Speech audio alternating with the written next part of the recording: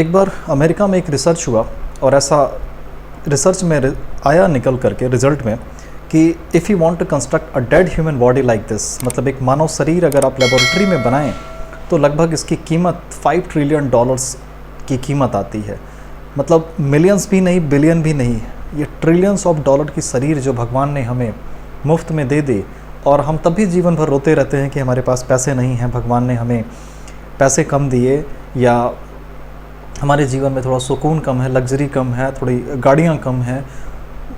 और अगर आप थोड़ा सा डीपली सोचें तो $5 ट्रिलियन को एक एवरेज ईयर जो लाइफ होती है इंसान की, दैट इज़ 60 ईयर्स, अगर हम टेंटेटिव लेके चलें तो 60 साल, अगर $5 ट्रिलियन को 60 साल में डिवाइड करेंगे और 60 साल को फर्दर आप 12 महीने में डिवाइड करेंगे, एक साल में 12 महीना, तब भी आपकी महीनों की कीमत जो होगी, एक महीने की कीमत करीब करोड़ रुपीज़ में होगी।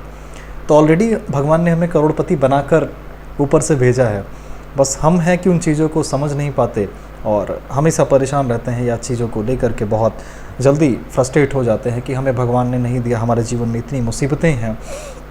देखिए, problems are the part of life. जब तक हम जीवन में हैं तब तक मुसीबत आती रहेंगी।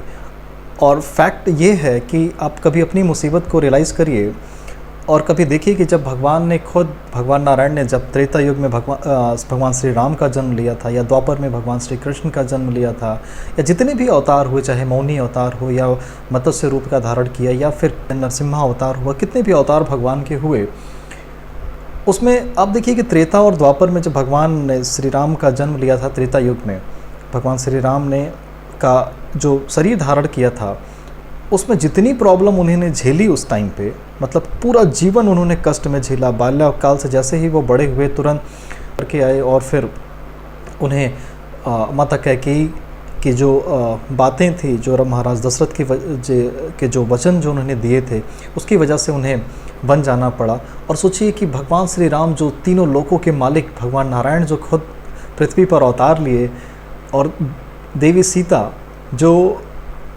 आदि शक्ति, जो तीनों लोकों की मालकिन हैं, उन्हें नंगे पैर जंगल जंगल भटकना पड़ा।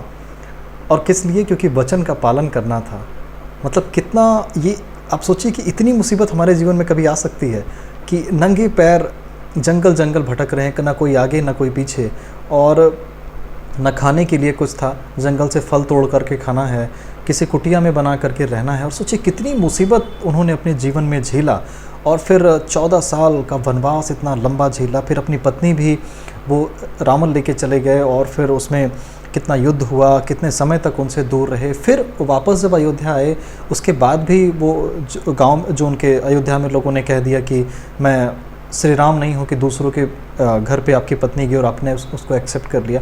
उस बात को दे करके एक उदाहरण देने के लिए भगवान ने इतनी मतलब आज्ञाकारी अपनी पत्नी को छोड़ दिया, और कितना कष्ट उन्होंने झेला। आप सोचिए कि उतना कष्ट कभी हमारे जीवन में नहीं होता, मतलब, लेकिन फिर भी हम छोटी छोटी प्रॉब्लम से जीवन में इतना परेशान हो जाते हैं, भगवान से नाराज़ हो जाते हैं कि भगवान ने ऐसा कर दिया, मेरे साथ ऐसा कर दिया। आप कभी सोचिए कि कितना कष्ट उन्होंने झेला। और एक बात भी कही गई है कि आपके जीवन में जितनी भी समस्याएं हैं, जो भी प्रॉब्लम अभी चल रही हैं, जितनी भी तरह की दिक्कतें हैं, आप कभी सोचिए कि क्या जितना भगवान या भगवत गीता में या रामायण में जितनी मुसीबत भगवान ने झेली, क्या आपकी मुसीबत उनसे ज़्यादा है? मतलब सामने द्वापर में भी बात करें तो सामने पितामह खड़े थे, जिन्होंने अर्जुन को पाल पोस के इतना बड़ा किया, इतना सब कुछ किया, और अंतिम में सिर्फ धर्म और अधर्म के लिए पितामह पे बाण चलाने पड़े और उनकी हत्या करनी पड़ी। अपना गुरु, जो गुरु द्रोणाचार्य, जिन्होंने सिर्फ धर्म के लिए, जिन्होंने हस्तिनापुर के लिए वचन दिया था और उसकी रक्षा के लिए वो अर्जुन के सामने खड़े हुए, और अंतिम में अर्जुन को उनके ऊपर बाण चलाना पड़ा। कितना कष्टकारी वो होगा। मतलब इतना कष्ट शायद ही हमारे जीवन में कभी हो। अपने कितने पुत्रों की हत्या हुई, अभिमन्यु को मार दिया गया, कितनी तकलीफ़ें आई, फिर पांडवों को अज्ञातवास हुआ 12 साल 13 साल, कितना तकलीफ़ उन्होंने झेला। लेकिन फिर भी वो हमेशा धर्म के साथ रहे, और जो भी जीवन में मुसीबतें आई उससे लड़ते रहे, सत्य का साथ नहीं छोड़ा, और हमेशा भगवान का नाम लिया, भगवान में आस्था रखा, भगवान में भरोसा रखा, और धीरे धीरे करके वो सारी मुसीबतें ख़त्म हो गई। तो ऐसा ही हमारे जीवन में भी होता है। देखिए, जो मुसीबतें हैं, जब तक आप पृथ्वी पे हैं तो मुसीबत कभी ख़त्म नहीं होगी। आप कभी एक्सपेक्ट करिए कि आप सोचते होंगे कि हाँ मेरे पास काश ये चीज़ हो जाए तो मैं बड़ा खुश हो जाऊँ, मुझे कभी जीवन में तकलीफ़ नहीं होगी, या मुझे लगेगा कि अब ये हो गया तो मतलब सब ठीक है। आप कभी सोच के देखिए। और एक ऐसा एग्जाम्पल आप लीजिए, अपने अगल बगल पड़ोस में ले लीजिए जिसके पास वो चीज़ हो। जैसे कि मान लीजिए आपको एक अच्छा घर का बड़ा शौक़ है कि मेरे पास एक सुंदर सा मकान हो तो मैं बड़ा खुश हो जाऊँ, पृथ्वी पे मैं सबसे खुश इंसान होऊंगा। और आप कभी उनसे जाके मिलिए जिनके पास वाकई में अपना अच्छा सा मकान हो, कभी उनसे जाके मिलिए कि क्या आपके जीवन में सब ठीक है, आप बहुत खुश हैं, आपको किसी तरह का दुख नहीं है। जाके मिलिए, फिर आपको पता चलेगा कि नहीं वाकई में वो आपसे भी ज़्यादा दुखी होंगे। या ऐसे लोगों को आप लीजिए जैसे जिनके पास आपकी गाड़ी का बड़ा शौक़ है। अब देखिए जो बड़े मर्सिडीज़ BMW से चल रहे हैं, क्या उनसे जाके एक बार पूछिए कि क्या आपके पास तो मर्सिडीज़ है, मतलब आपके जीवन में सब सुखी सुख होगा, किसी तरह का कोई कष्ट नहीं होगा, आप कभी परेशान नहीं होते होंगे, एकदम हमेशा हंसी खुशी रहते होंगे। कभी मिल के देखिए, फिर आपको पता चलेगा कि जिस चीज़ के लिए आप इतना परेशान हैं, इतना दुखी हैं, जिन लोगों के पास वो चीज़ है वो भी उतने ही दुखी हैं। तो जीवन में खुश रहने का मात्र और एकमात्र एक ही तरीका है कि बिना किसी एक्सपेक्टेशंस के जो भी आपके पास है उसी में खुशियाँ ढूंढिए, उसी के साथ खुश रहिए, तभी आप जीवन में खुश रहेंगे। नहीं तो कोई तरीका नहीं। अगर आप चाहें कि हमें ये मिल जाएगा तो मैं खुश हो जाऊंगा, तो that will not be happen any time, कभी नहीं हो सकता। और वो खुशी उससे आपको कभी नहीं मिलेगी। हाँ, आप उसको पाने का प्रयत्न करिए। भगवान ने भी ये बात कही है, भगवत गीता में कहा है कि कर्मण्येवाधिकारस्ते मा फलेषु कदाचन माँ कर्मफल हेतु भूर्वाते संगोष्ठ कर्मणे। मतलब कर्म तो आपको करना ही है। मतलब ये बड़ा ही फेमस, आप सबको पता होगा श्लोक के बारे में, लेकिन हम कभी इसका अनुसरण नहीं करते। तो आप कर्म करते रहिए, लेकिन जो भगवान ने अपनी इच्छा से जो दे दिया, प्रभु नारायण ने जितनी दया कर दी, बस उसको ले करके खुश होकर रहिए कि हाँ भगवान ने मेरा परिवार दिया, मेरे घर में इतने लोग हैं, मुझे शरीर दिए, इतनी सारी चीज़ें दी, जो भी दिया उसमें ले करके अपनी खुशियाँ ढूंढिए और हमेशा खुश रहने की कोशिश करिए। और कोशिश करिए कि जितना आपके पास है उसमें कुछ नहीं तो 5% हिस्सा, 2% हिस्सा, मतलब जितना आपसे बन सके समाज सेवा में, समाज के कल्याण में, लोगों की मदद करने में लगाइए। देखिए आपसे उससे अगर आप छोटा सा भी पार्टिसिपेशन करते हैं, मतलब अगर आप किसी को 100 रुपये या 200 रुपये भी मदद करते हैं, महीने में भी आप करते हैं, तो देखिए आपको कितना सेटिस्फैक्शन, कितनी खुशी मिलेगी उस चीज़ की। क्योंकि मनुष्य जीवन सिर्फ अच्छा खाने के लिए, घूमने के लिए, मौज मस्ती के लिए भगवान ने नहीं दिया है। अब ऐसा वो लोग सोचते हैं जिनके पास ज्ञान नहीं होता, जो भगवत गीता का जो नहीं पढ़े होते या जिन्होंने रामायण नहीं पढ़ी होती, वो लोग इस चीज़ के बारे में सोचते हैं कि यार जीवन, भगवान, बहुत लोगों के मुंह से मैंने भी सुना है कि यार भगवान ने इतना अच्छा जीवन दिया, अच्छा खा लो, पहन लो, कुछ साथ थोड़ी जाएगा, सब यहीं छोड़ के जाएंगे, अच्छा खा लोगे वही साथ जाएगा। तो ऐसा कुछ नहीं है। अगर आप अच्छा खा भी लेंगे तो इसी शरीर में लगेगा और अंतिम में यही शरीर 1 कुंटल लकड़ी और 2.5 गज ज़मीन में जला दी जाएगी।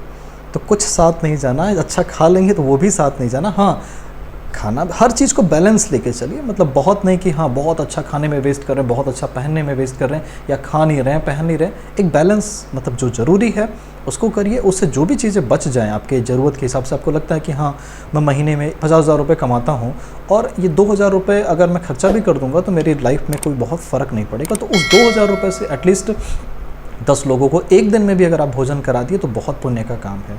और हमेशा कोई भी काम करिए तो उस काम को भगवान को समर्पित करके ही करें। यही एकमात्र जीवन में खुश रहने का तरीका है और कोई दूसरा अल्टरनेटिव नहीं है। लाइफ को हमेशा बैलेंस लाइफ लेकर चलिए। मतलब अपने काम पे भी फोकस करिए, अपने परिवार, अपने माँ बाप को भी समय दीजिए, अपनी पत्नी, अपने बच्चों को भी समय दीजिए और समाज में भी समय दीजिए। देखिए 24 घंटे सबके पास होता है, उसी 24 घंटे में कुछ लोग बहुत बड़ा कर जाते हैं और उसी 24 घंटे में कुछ लोग बहुत परेशान हो जाते हैं। तो बहुत पैनिक होने की ज़रूरत नहीं है, कुछ चीज़ें समय के साथ होती हैं। हमें अपना काम है कि अपना काम करते रहना, अपने कर्तव्य का पालन करना और जो भी होगा उसको प्रभु पे छोड़ देना। भगवान कहते हैं कि वयम अमृतस्य पुत्र, हम सब भगवान के बच्चे हैं। तो जैसे एक माँ बाप कभी अपने बच्चे का बुरा नहीं चाहते, वैसे भगवान भी अपने बच्चे का बुरा नहीं चाहते। तो आप सोचिए कि कभी भगवान भी तो हमारे माँ बाप हैं, तो क्यों हमारा बुरा चाहेंगे, है ना। तो इसलिए कभी घबराने से चीज़ें सॉर्ट आउट नहीं होती, वो अपने समय पे ही होती हैं। आपका काम है प्रयत्न करते रहना, प्रयत्न करते रहिए, भगवान से विनती करते रहिए, भगवान पे आस्था रखिए, समय के साथ सब ठीक हो जाएगा। समय सबसे बड़ा ताकतवर अगर कुछ है पृथ्वी पे तो वो समय है। इसलिए सब कुछ समय पे छोड़ दीजिए और हमेशा भगवान श्री कृष्ण का नाम लीजिए। तो एक बार प्यार से बोलिए, ओम नमो भगवते वासुदेवाय।